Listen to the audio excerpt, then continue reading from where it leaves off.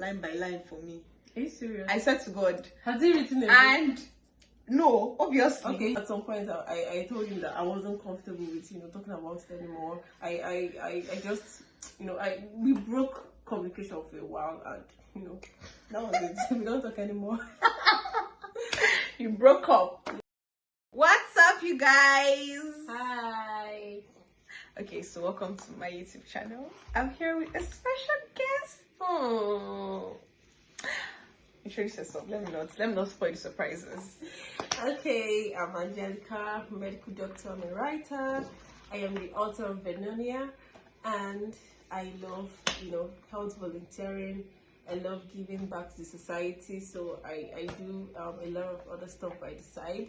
I engage schools in competitions and the likes. So that's basically it. Oh my god, that was a very long resume right there. We're going to be talking about something very, very important, and it's literally about reading, writing, publishing, and these things are very important because I feel like the culture is dying right now in Nigeria. Exactly. And I think it should be talked about more, which is why we're sitting down here to talk to you about it. So the first question I think we're going to be talking about is, how did you publish your book? Like, what went into publishing, book launch? Just give us the gist. Tell us the story. Okay, the year was 2020. It was during the lockdown. So I had just finished writing the book when we went for the lockdown. So I was worried, how was I going to, get the money for the publishing? How was I going to get the best hands to edit my book? How was I even going to find a publisher? So it was quite difficult at the time because I was very fresh, I was very green in this. So I reached out to a couple of friends, and then they brought up the idea of getting a fundraiser. So I was able to, generate the money for publishing the book. So after that, I connected to another friend of mine who recommended an editor. So the guy, he edited my book, but not as good as I wanted, but he actually did well for the price that I paid for it at the time. And then I had to do the rest of the work myself. I also sent the book to some other people to look through it. Yes.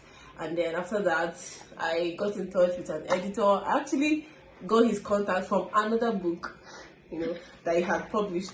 So I was just freestyling the whole thing and trusting God, and thankfully it came out really, really nice. I eventually launched the book, and I guess we're going to talk about that later in the video. This thing that I noticed when I was still writing, they were saying that why should you even bother writing? Nobody's going to read your book, nobody's going to buy your book. What do you think about it? I'm going to be telling you that thing. Okay, first of all, writing doesn't require money. It requires concentration, it requires determination. Writing is hard, though. Like, writing is really, really hard. Actually, you have to be consistent. Yes, you have to sit yourself down every day, at least.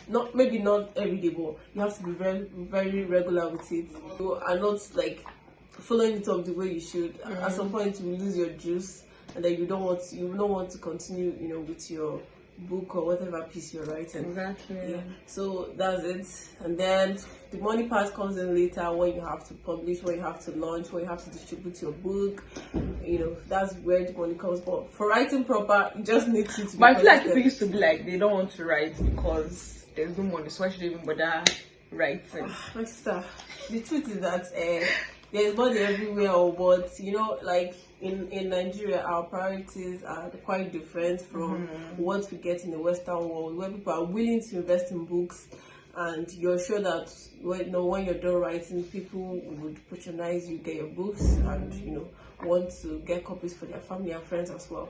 Unlike what we have here, where it's like, why are we even reading this book and everything? But we just have to keep the faith, we just have to be positive about it. So when I was writing, I also had those thoughts of, who is going to read this book? How am I even going to get this book to even want to be interested in buying it, in reading it? I feel like Nigerians, they'll be like, Nigerians, they don't read anymore. Everybody's just TikTok, Instagram. Yes, and it's not a lie. It's actually not a lie. Very true. Even me. I know that most of the time I spend my time on my phone, just going from Instagram to TikTok to Twitter, back to WhatsApp. Yes. Literally no reading. I spend most of my time on Twitter. I spend the remaining time on WhatsApp. And then by spend time I can just read a book or two and the other part of it, I sleep or I watch a movie. I actually did an experiment. I gave, the manuscript to my cousin, and the girl finished it in a day. I was like, okay, I think I have something interesting that some other people would want to read. So I uploaded it to Okada Books and got people to just read for free. Like in a day, I got over 100 reads. So I was like, okay, I think I'm motivated. I think I'm ready to face whatever comes. So that was actually how I was able to conquer the fear of, people not wanting to read my book. This is a lot. But the main thing I want to know is people are always asking, how do you raise this money? Where are we going to find this money? Where are we going to look for this money from? Okay, there's money, but how to get money out of other people's pockets into your own pockets? That's the real steal. That's very smart. Yes, it's actually very difficult. Convincing someone that this is a worthy investment.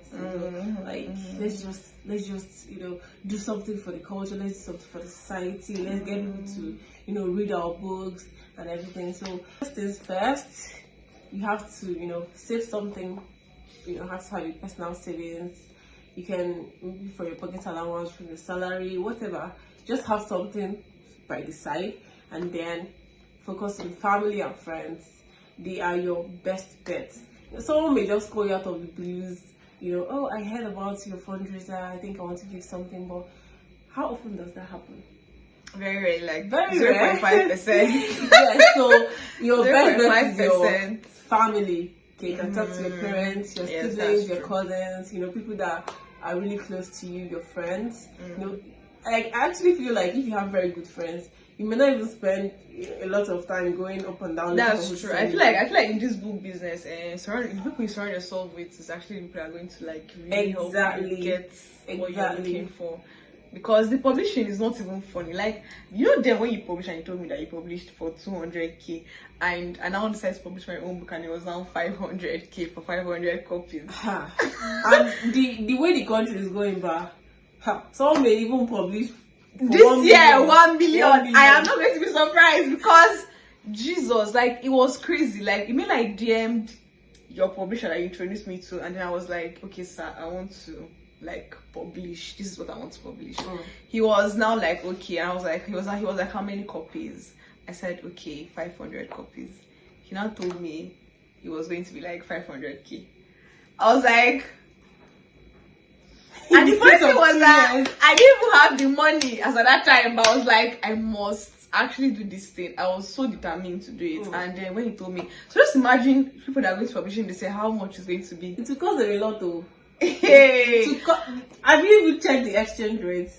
And the cost of materials are increasing every day. It's not even funny. And then coupled with all those discouragements about if people are going to read your work, and if people are going to, and I feel like it's not just about knowing how to write. I think it transcends beyond just knowing how to write, because you might know how to write and you might not know how to go about the whole publishing process, and at the end you just end up not following it through, and then just being discouraged. And even though people are going to read your works, you won't even feel like it's worth the money and the stress. investment and the stress, because it was really stressful. And then another thing is the distribution part.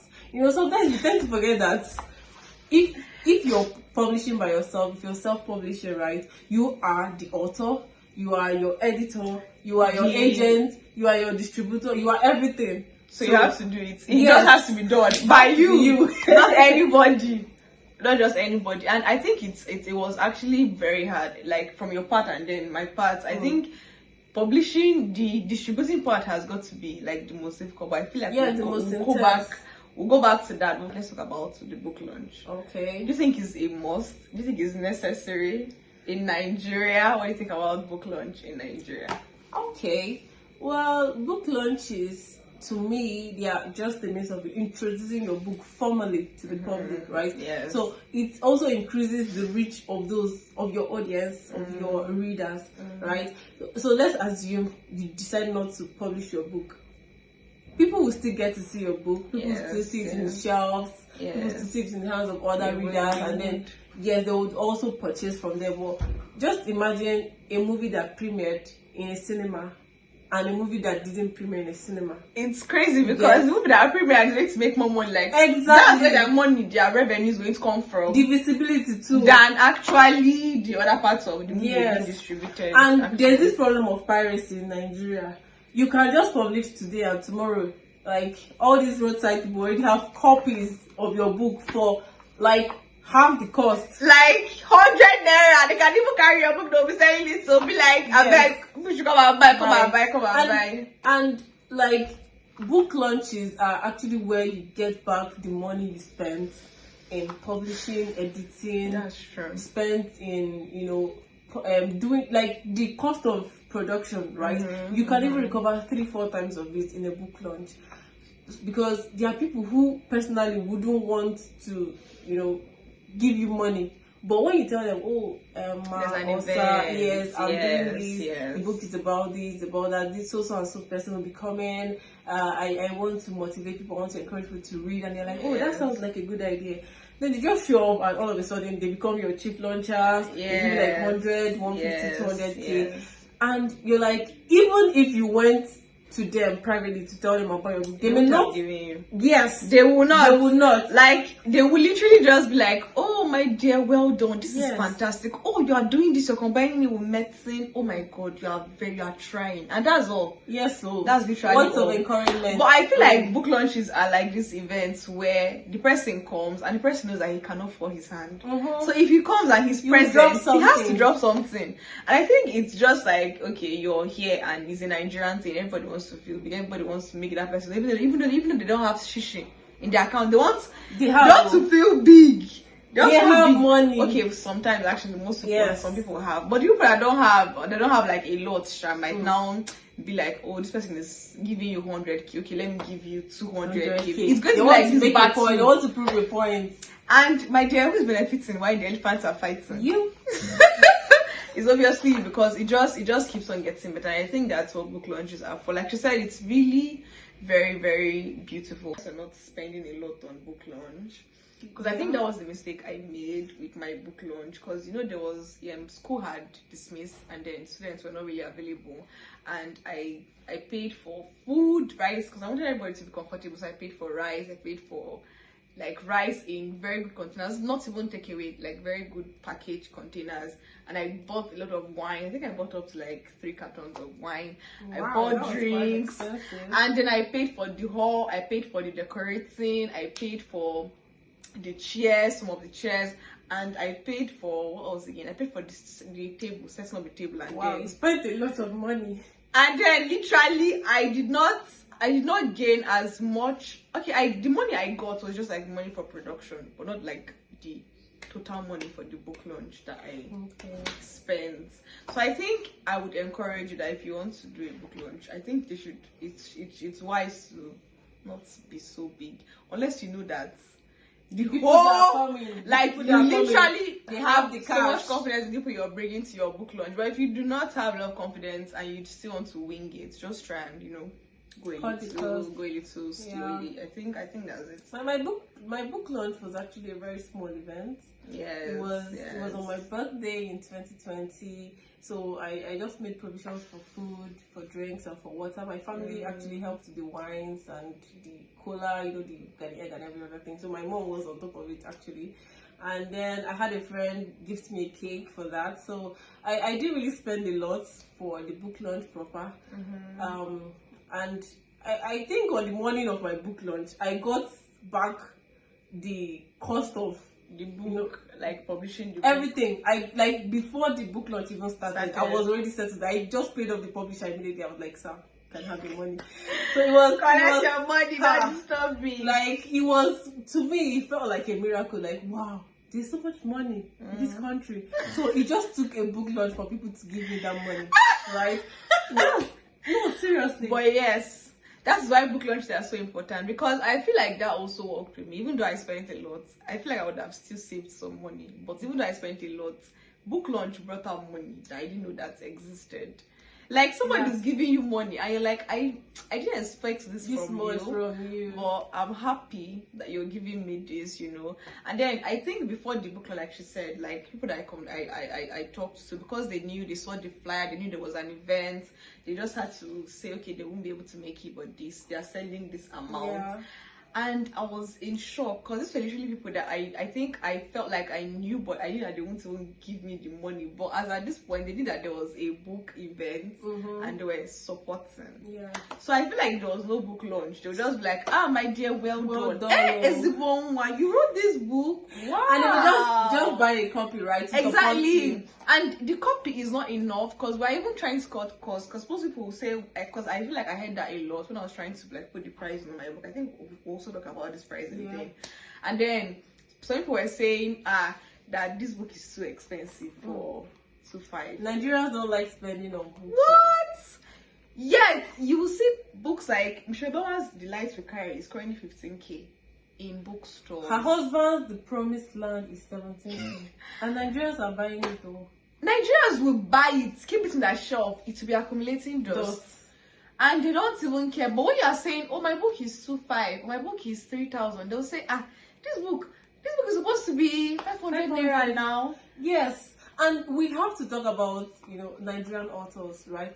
I feel like because of the problem of piracy, because of the fear of maybe Nigerian readers not wanting to spend, so they tend to put ridiculous prices to their books. You see a book that is worth 5k selling for 1.5, selling for 500 naira. And I think it's very bad. I think we should actually attach value to our books. Exactly. I think because for someone like Chimamanda Adichie now, her books, if you go to the market anywhere, her books are very expensive. Exactly. And people buy those books. But in the Nigerian authors, like I was talking to somebody that published her book, and then she told me she was selling it for 1,000, and I knew how much she spent. I think she spent like 900k, 900,000 on these books, and you're selling it for 1,000. So I'm like, how are you planning on getting your money? She said she did the book. I was like, okay, aside that, how?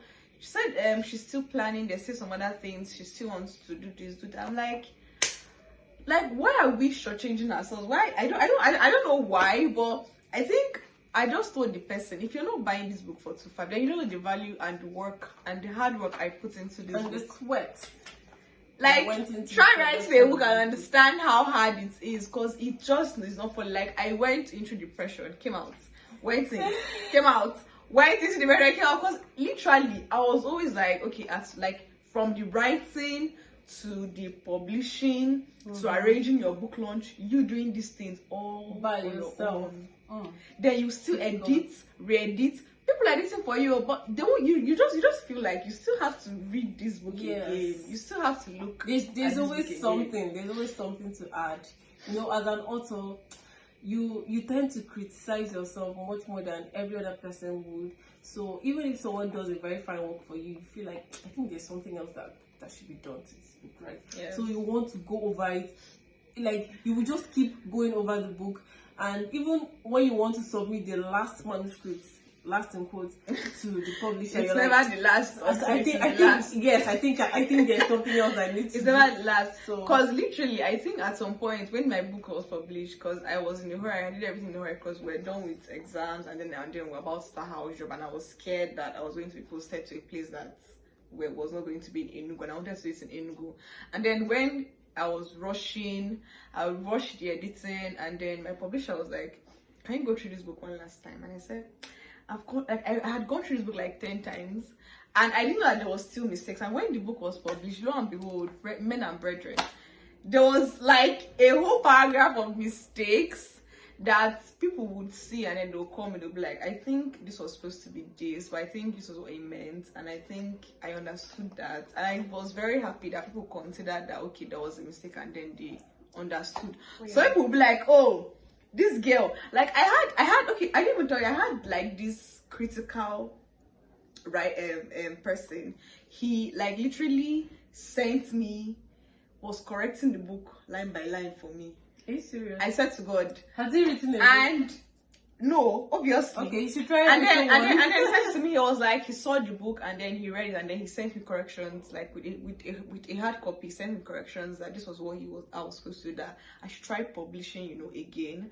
and just making a better copy. That he loved the storyline, and he was asking me that I should continue the storyline. I should, like, I was like, so they can be actual readers, like actual critic readers that literally don't even care about, like, he didn't even give me a compliment first of all for the book. He just went into criticizing. And I was like, wow. And that could feel so depressing and sad. Wow. Considering the amount of work that you've already put into it, right? I had someone do that to me, and it's safe to say that we don't talk anymore.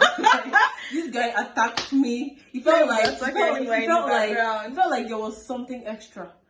Like, I was like, are we still talking about this book? Is there any other thing that we missed out, or is this something I'm forgetting about? Our exchange. So at some point, I told him that I wasn't comfortable with talking about it anymore. I just we broke communication for a while, and that was it. We don't talk anymore. You broke up. Yes, with him, in quotes. So you guys, the next step we're going to talk about now is distribution and the reading culture in Nigeria, because I feel like distribution is very important.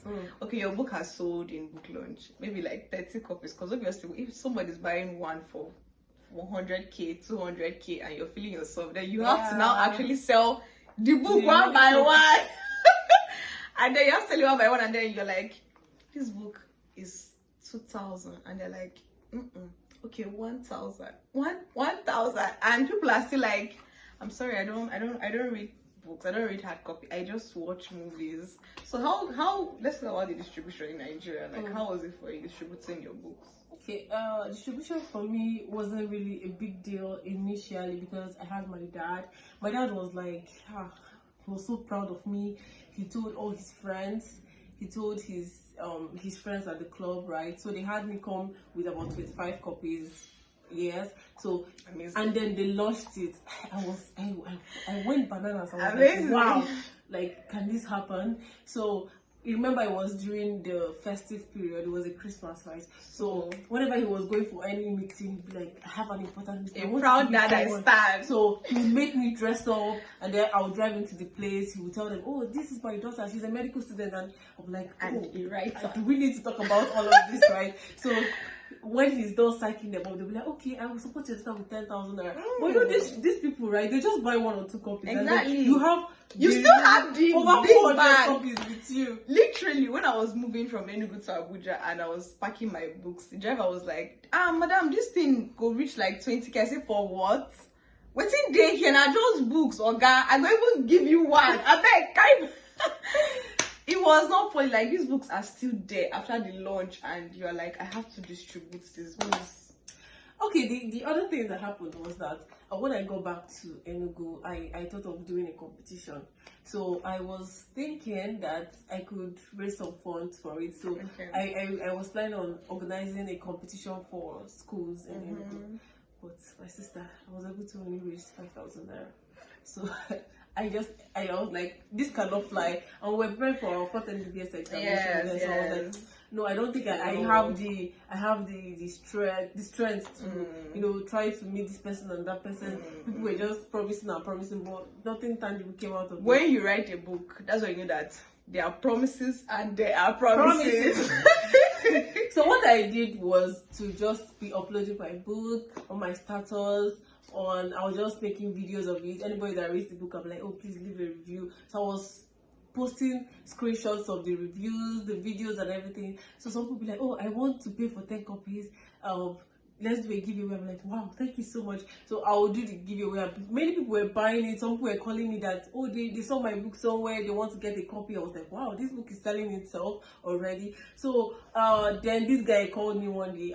He was a friend that he had already left the country, so he wanted me to do a competition for the schools in his place. So I was able to get a bulk money, like a sizable amount of money from that.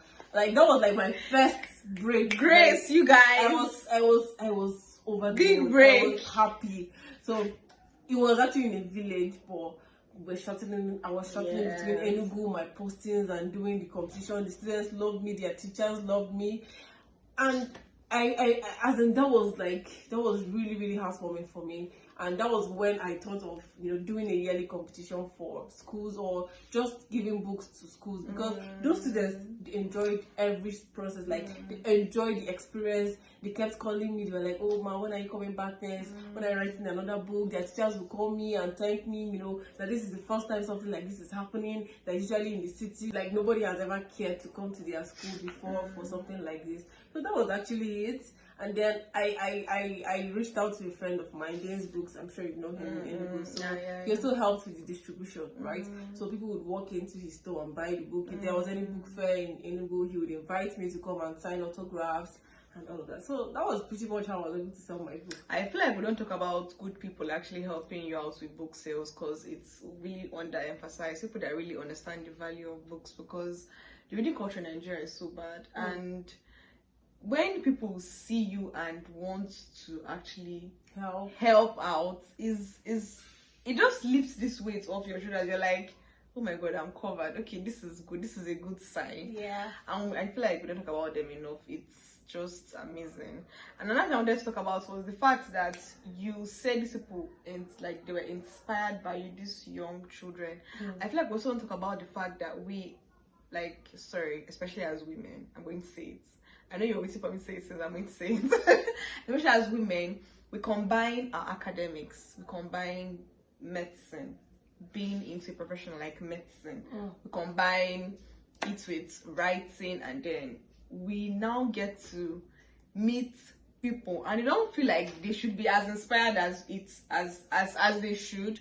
But it's actually something that when you think about the sacrifices and the whole pain, the hard work that went into writing your book, publishing, distributing, writing your MB, passing each step, and not even shaking, and still coming out, still thinking about, okay, you even want to do yearly things, something for children. Yes. And I mean, we deserve that. We deserve our flowers. Yes. We deserve our Give it to accolades. us.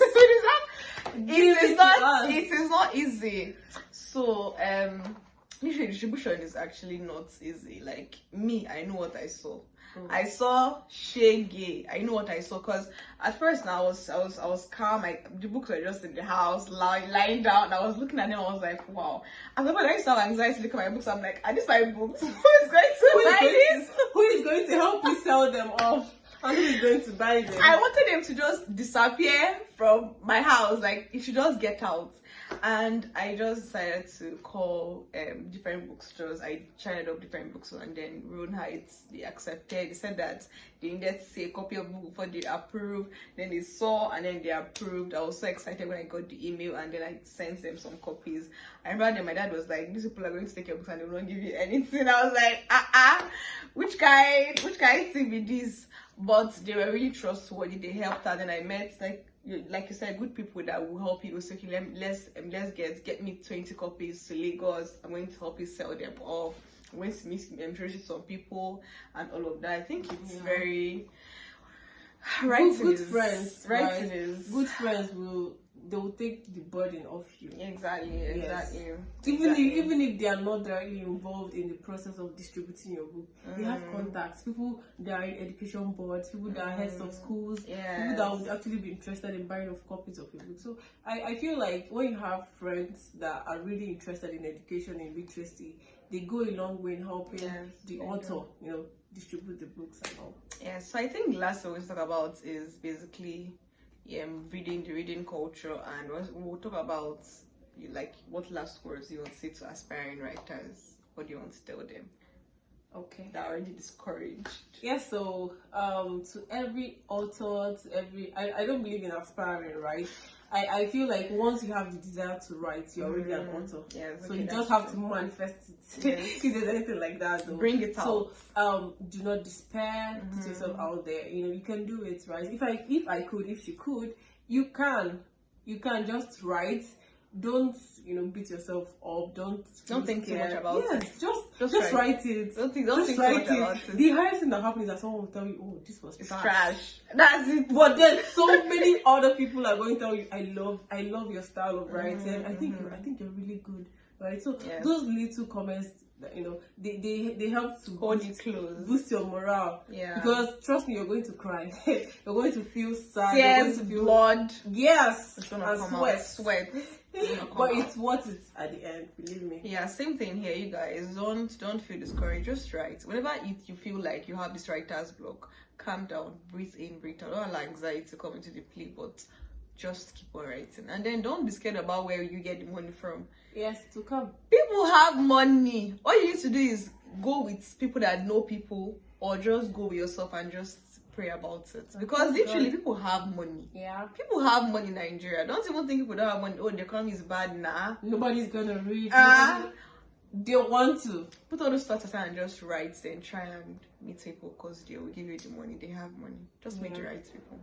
And yes, please publish our books. This is Vernonia. Yeah. And it's affordable. You can get Vernonia in Jane's Books. Yes, in Enugu. It's a walk-in store in Enugu.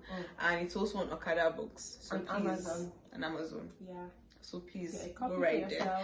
Mine too is on Robin Heights in Abuja and Lagos, and it's also in Okada Books. It's also on Amazon. So please patronize us. The link is below. Thank you so much for watching, and we'll see you in the next video.